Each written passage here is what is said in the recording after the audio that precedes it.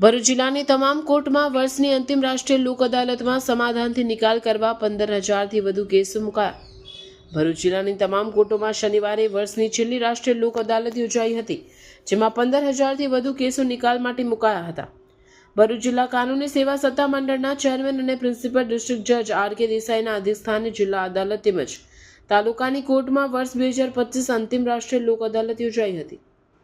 ભરૂચ જિલ્લાની જનતા માટે આ લોક અદાલતના માધ્યમથી પોતાના કેસોમાં ઝડપી નિરાકરણ લાવવાની સુવર્ણ તક સમયે આયોજિત લોક અદાલતનો મહત્તમ પક્ષકારો લાભ લઈ શકે તે માટે ગુજરાત રાજ્યના મુખ્ય ન્યાયમૂર્તિ અને ગુજરાત રાજ્ય કાનૂની સેવા સત્તા મંડળના મુખ્ય સંરક્ષક તથા કારોબારી અધ્યક્ષ જસ્ટિસ દ્વારા તમામ કાનૂની સેવા સત્તા મંડળ તથા કાનૂની સેવા સમિતિને જરૂરી માર્ગદર્શન આપવામાં આવ્યું હતું।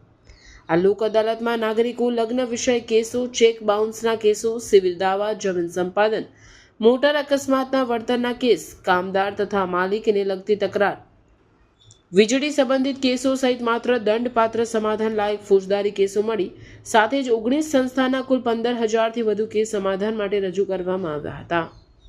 દ્વારા આદેશિત અને નામદાર ગુજરાત રાજ્ય કાનૂની સેવા સત્તા મંડળ ના માર્ગદર્શન હેઠળ યોજાયેલ આજરોજ તારીખ 13/12/2025ની એટલે કે સને 2025ની આખરી રાષ્ટ્રીય લોક અદાલતમાં સર્વેનું district legal service authority Bharuch સ્વાગત કરે છે। લોક અદાલત એટલે લોકો માટેની અદાલત, જેમાં પક્ષકારો વચ્ચે સમાધાનથી ઝડપી નિકાલ થાય છે।